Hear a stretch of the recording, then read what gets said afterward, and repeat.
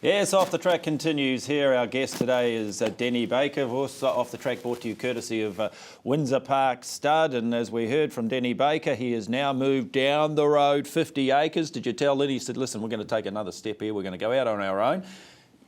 Sales, preparation, horse breaking more generally. I mean, when I first got to know you, were more regarded as a horse breaker and one of the best at it.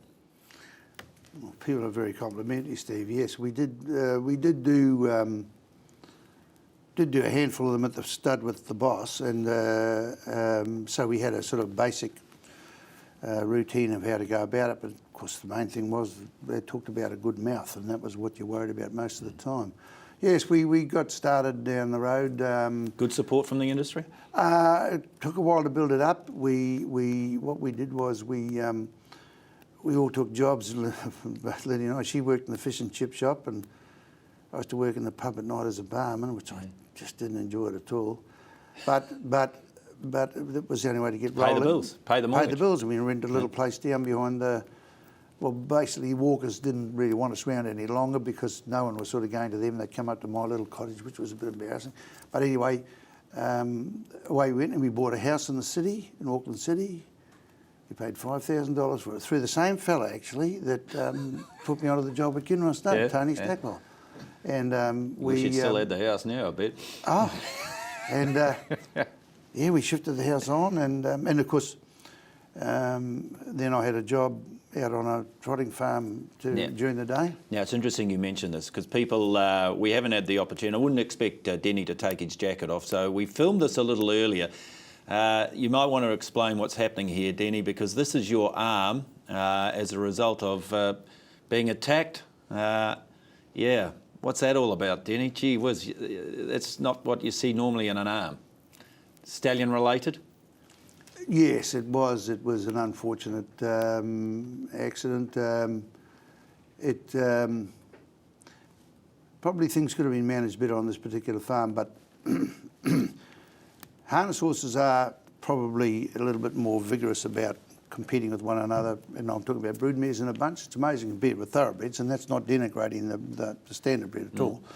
But no, this horse, he was upset about another horse being in his yard where he'd been, and went in to go and get him. He wasn't very happy about it. Subsequently caught him and took him down to the barn. On the way back, he was still trying to attack this other horse of which he had to go past. Well, the way the boss used to manage things, which we do to this day, we would never go past another horse. It was unfair to make the challenge, albeit this is what we had to do. So he was actually attacking the other horse across the lane on my left. And as he reared up, and then as he was coming back down, he reached across and just grabbed my arm. And I'll say to this day, he was not attacking me personally. Yeah. He was just, I was the nearest thing for him to grab hold of, which in his venomous anger. Yeah. So, and then he just grabbed hold of me by the arm, and of course he flipped me upside down and lay on top of me. So anyway, fortunately... I think it killed you. Well, it was. Well, if things had gone on any longer, it would have. Who got the horse off, or did he just stop? Well, there were a couple of people there that came to my rescue because Barbara, the wife of the man that had the place, she realised that something was wrong. I wasn't back when I should have been, and it alerted people, and they came up, and yeah, so we... Scary times. Well, they were, but it wasn't so much... It was bad enough that, but I think actually my boxing days was what helped me keep alive, stay alive, if you like. So yeah, people came to help. One was Ralph Manning's dad, Bob, and Courtney Howes was another chap was on the property at the time, and but anyway, it ended up that not the opportune thing. A guy that's working two jobs to all of a sudden have hospitalised, right. No income. Go from two jobs. No, that's right. No income, and also all of the arguments you have with ACC to get it sorted afterwards too. But anyway, spent a couple of months in Waikato Hospital, well nursed and looked after there. But you know, you come right. You come over those things, don't you? You're lucky you got used to it. Yes. Well, we're blessed in New Zealand with great surgeons and people who knew how to look after us. Your whole life could have changed if you'd lost your arm, wouldn't it? Quite likely, you couldn't work with horses like we were doing with one limb. Well, I'm sure men have done it, but no, life would be a little bit difficult, I'm sure. But we overcome it. let's talk about the positives. You're going along there at Hallmark, as I know Hallmark, which is the 50-acre property there. You've broken a filly by sticks and stones. Yes, yes. For Sir Patrick Hogan. That's right. Well, Patrick, or Sir Patrick, with all respect, and Justine Lady Hogan, they were very good supporters of us early in the piece, and always grateful for it, because those sort of men, whether they did it intentionally or not, doesn't matter. Even the boss used to send his horse to break in. But she was one of a lot of horses Patrick used to send, and Bill Ford was another one. He sent a lot of horses for us. And with Sticks and Stones, filly was Diamond Lover, of course, and she was an absolute honey of a filly. Was she a star from the start? Well, I'm intrigued to know you, because you talk to breakers and they say, "Oh, this thing moves. This is black type company." I mean, do they give you that feel, that opportunity that there's another gear there, etc., or there's just the movement of the horse? What? Well, it definitely is. I think. Well, you can name a lot of those good horses. Well, Diamond Lover, in her case, she was so laid back and placid. I remember we removed a cyst off her girth and thought, God, you won't be able to ride her for a month. But look, she had a girth back on her in 2 or 3 days and rode her out. She felt wonderful mover, but she felt like she could quicken. Yeah. That was the difference with her. But we rode a lot of very good horses. Using that as a case in point, Miss Distinction, the granddam of Katie Lee, for argument's sake, she had an offset knee. We couldn't take her to the sales, but when we broke her, and she always felt different to everything else. She made life easy. Lycra was another one. Well, the difference between Lycra and Diamond Lover was just laid back, the kindest thing ever. And number 9 family, no Nasrallah in it, with all due respect to Nasrallah, but Patrick, he knew that family was very, very good. We all know the number 9 family is very good. And Lycra was get up and go, was she? Well, she was very nervous. Her mother was predisposed to being nervous, and she was very shy as a foal, would walk away and hide behind her mother, sort of thing. So when we came to wean her, we had to be very careful, because they say, Steve, that the horse break is the most important, and dare I be so precious to say, the horse breaker is one of the most important parts of getting a result at the races, but he's not the most important. I think the most important person is the one who handles them when they're little, and when almost they're like being kids, weaned. environmental. Absolutely, Yep. but by that I mean, if you get a nervous horse, a horse with a nervous disposition, you just got to go a little bit slower, sort of thing. You know what I mean? And so, whatever someone puts in when they're little and young, it's with them forever. No matter how clever you think you are as a horse breaker, you cannot re-break, or you cannot change an experience they've had, bad or... Yeah. So she won the railway, Diamond Lover. Lycra was a top 2-year-old, I think, one of the side. You also broken Great Command, which Rob McAnulty had, and won the Derby. Yes. Things are going along all right. Oh yeah, he was a lovely horse. He was more up the farm where we are now, as was Lycra. Yes, those good horses, they are different. We've done a lot of lovely horses. You, as you say, you're sitting down the 50 acres. The other property, Kinross, has been sold up, and I remember going to that sale at Claudelands. I was involved in that with Rights of Bloodstock. Gee, I tell you what, that place deteriorated after you left. Well, it wasn't necessarily even because I'd left. It was more because we ran it the way the boss wanted it run, and he was a good farmer and a good stockman, of course. Yes, things went backwards. I think because the people who were on it, they had difficulty in getting it to work, because they didn't have the experience at the end of the day. And then, of course, it was... Must have broken your heart when those horses went through the sale. Well, before that happened, of course, they sold to the people who took it up as a Angora goat farm, because the tax write-offs were huge then. And of course, when they come onto the property, those people who got involved with the goats wanted to pull it back into a stud farm, or parts thereof. But when we went back up there to have a look at them, the horses had deteriorated something dreadful. It was, it wasn't a good picture at all, unfortunately. Mares, beautiful mares, some of those lovely summertime mares, full sisters of Sir Dane, those sort of things. Old mares that had gone backwards. Even the pony teaser hadn't been looked after very well. But I don't want to be denigrating those people too much. Couldn't have believed your luck, though, in the late 80s, which was the end of the boom, you know, everything else, that Kinross, the old Kinross, became available. Is that right? Well, what happened was NZI Insurance had invested a lot of money in the goat write-off system. That was when they were 140,000 and things like that, weren't they? Well, It was ridiculous. We're going to 30 Trentham and the goats were making more than we're selling horses for. Well, that's right. But also, even the ferals ones out in the hills, they were making a lot of money. I can't remember what they're making, but it's huge money. Yeah. Big herds of them. But they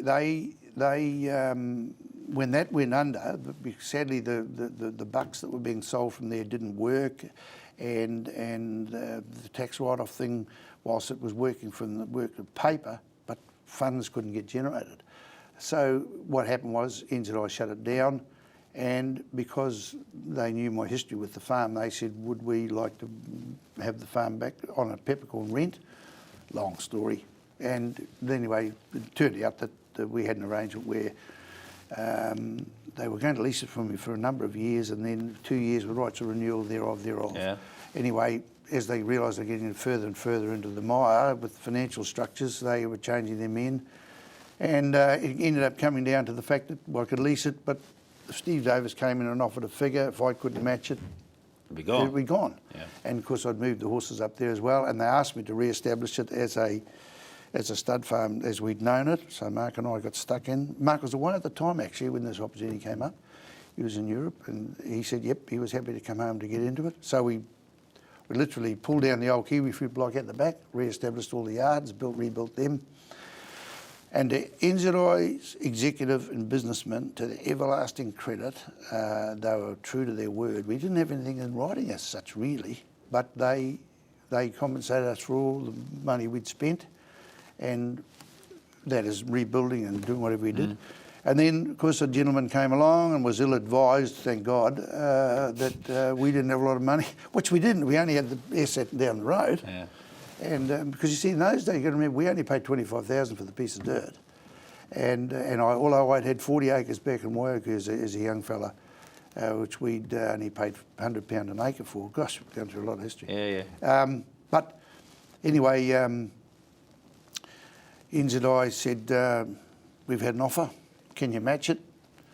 I remember I rang Nick Chan, he was at ACP in Auckland at the time. We did some sums very quickly, and we thought, my God, we could match this. We could do it because we had the bridging finance would work because he ended up selling that for over 300,000 down the road.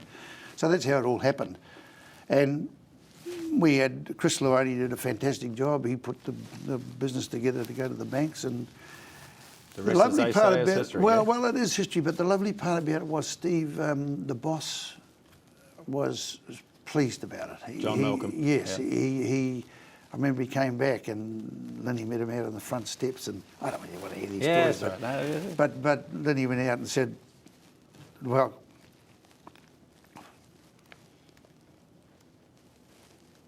welcome home, John. Yeah. And he said, it's nice you live in my house, Lynn.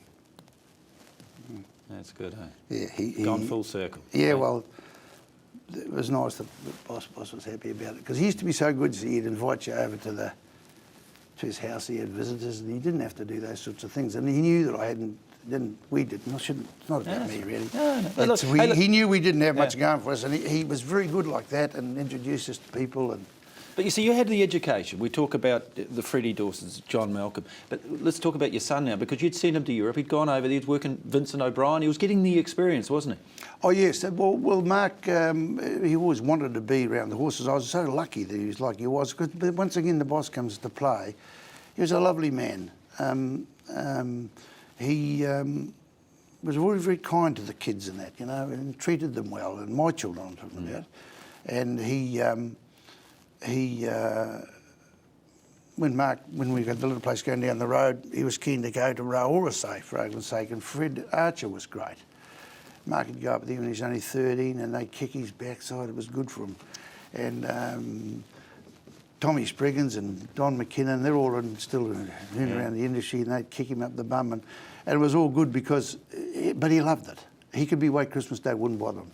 And so he had great experience there. And Bill Ford would take him down at the stables and put him on horses to ride down there and teach him that aspect of it. So he'd been around good people all his life, especially people outside of his immediate family. I'm not saying we were any influence on him, but And of course, out on his rugby, he wanted to go to South Africa to be there for the All Blacks, and the opportunity came up for someone to take the yearlings to South Africa. He was only 18 at the time, and but you see, he'd been taught to tube foals when he was only 14 or 15 years of age at home, because we used to have to do everything ourselves. So he was pretty capable about a young horse, because, as I said, he'd ride 2 or 3 before he went to school in the morning some mornings, you know, and did it because he wanted to. So when he got this job to take these horses to South Africa, he had a very uncomfortable voyage and ran into all sorts of bother, but got them there in tip-top condition. Yeah. And Chris Smith, the expat fellow, he said, well, sort of compliment him on the job he'd done. He said, oh, where would you like to go? And he said, I'll find you a place somewhere near Mark. So I don't want to go to a stud farm, I want to go to a stable. And so it was worked with Vincent O'Brien, and that's how he got me to go there. Of course, the father of Aidan O'Brien. No relation. No relation? No relation at all. No, Aidan O'Brien, great name to have there, great property. Sorry, yeah. No, they're not, no relation at all. Okay. No, and I had the privilege of being with Aidan O'Brien in 2006, Lenny and I were over there. And, oh, that's probably where I got the mix-up on it. You're back there, you're on the stud, and you decide to get back into stallions, eh? Yes, well, we had down at the other little place down the road, we kicked off with a couple of stallions. It was called Frasino. That's right, yes. Yeah, the sire of Toneville, whom I used to own for a little period of time. Gee, she was the best he left. Absolutely, and she was a good mare too. Jack Giorgetti trained her, didn't he? Yeah, he Jack did. trained Jack, he's just gone, yeah. 22 family. The 22, that was the 22 family. There you go. Yeah, that's right. Well, you keep reminiscing, Denny. We're going to be back. We'll talk stallions, we'll talk some of the horses, and of course we will get to Katie Lee. Don't worry, ladies and gentlemen. Back for more Off the Track after this break.